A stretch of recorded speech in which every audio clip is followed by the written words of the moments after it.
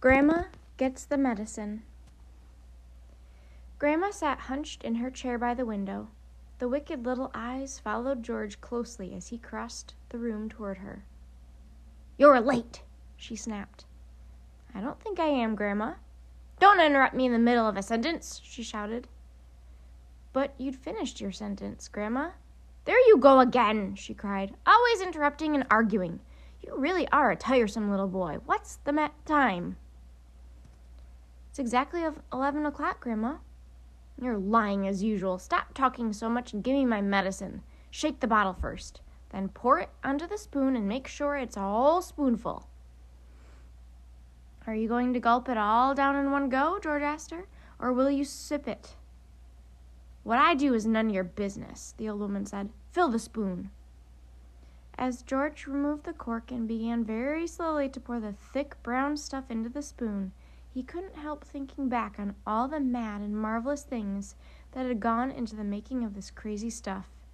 The shaving soap, the hair remover, the dandruff cure, the automatic washing machine powder, the flea powder for dogs, the shoe polish, the black pepper, the horseradish sauce, and all the rest of them, not to mention the powerful animal pills and powders and liquids, and the brown paint.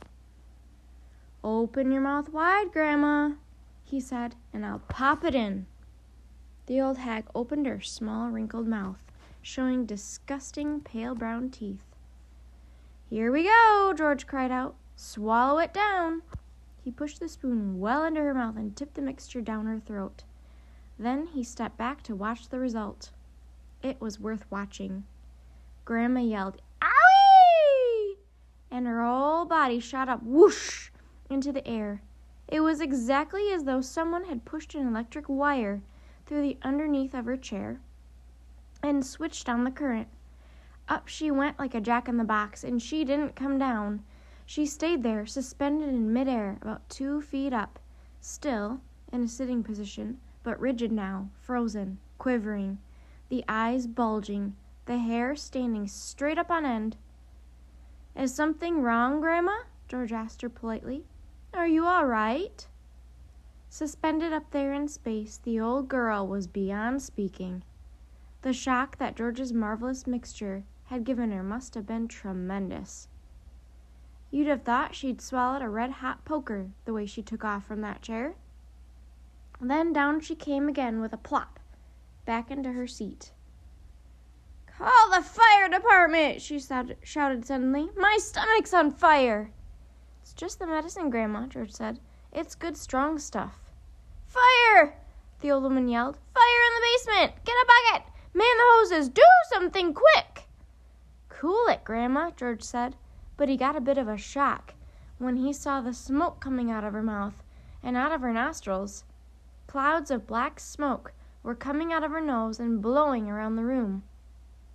"By golly, you really are on fire," George said. "Of course I'm on fire," she yelled. "I'll be burned to a crisp. I'll be fried to a frizzle. I'll be boiled like a beetroot." George ran into the kitchen and came back with a jug of water. "Open your mouth, Grandma," he cried. He could hardly see her from the smoke, but he managed to pour half a jugful down her throat. A sizzling sound, the kind you get if you hold a hot frying pan under the cold water, came up from deep down in Grandma's stomach. The old hag bucked and shied and snorted. She gasped and gurgled. Spouts of water came shooting out of her, and the smoke cleared away. "The fire's out," George announced proudly. "You'll be all right now, Grandma." "All right," she yelled. "Who's all right? There's Jackie jumpers in my tummy. There's squigglers in my belly. There's bangers in my bottom." She began bouncing up and down in the chair. Quite obviously, she was not very comfortable. "You'll find it's doing you a lot of good, that medicine, Grandma," George said. "Good!" she screamed. "Doing me good? It's killing me!" Then she began to bulge. She was swelling. She was puffing up all over.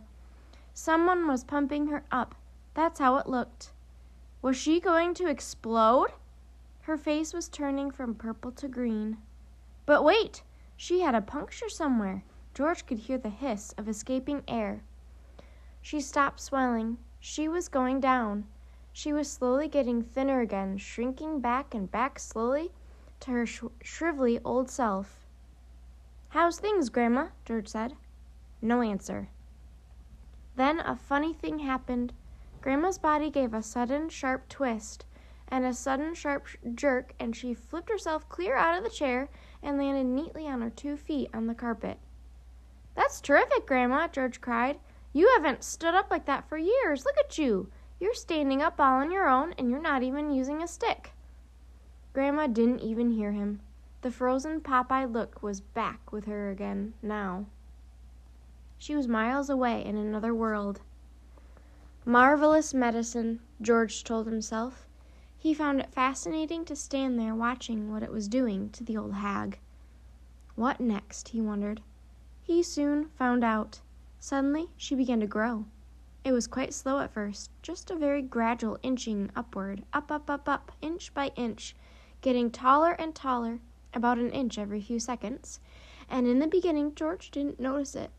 But when she had passed the 5'6" mark, and was going on toward being 6 feet tall, George gave a jump and shouted, "Hey, Grandma, you're growing! You're going up!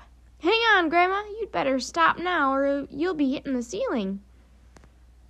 But Grandma didn't stop. It was a truly fantastic sight. This ancient, scrawny old woman getting taller and taller, longer and longer, thinner and thinner, as though she were a piece of elastic being pulled upward by invisible hands. When the top of her head actually touched the ceiling, George thought she was bound to stop, but she didn't. There was a sort of scrunching noise, and bits of plaster and cement came raining down. "Hadn't you better stop now, Grandma?" George said. "Daddy's just had this whole room repainted." But there was no stopping her now. Soon her head and shoulders had completely disappeared through the ceiling, and she was still going. George dashed upstairs to his own bedroom, and there she was, coming up through the floor like a mushroom. "Whoopee!" she shouted, finding her voice at last. "Hallelujah! Here I come!" "Steady, Grandma," George said. "With a high nonny no, and up we go!" she shouted. "Just watch me grow!" "This is my room," George said. "Look at the mess you're making." "Terrific medicine!" she cried. "Give me some more!" "She's dotty as a donut," George thought. "Come on, boy, give me some more!" she yelled. "Dish it out! I'm slowing down!" George was still clutching the medicine bottle in one hand and the spoon in the other. "Oh, well," he thought, "why not?"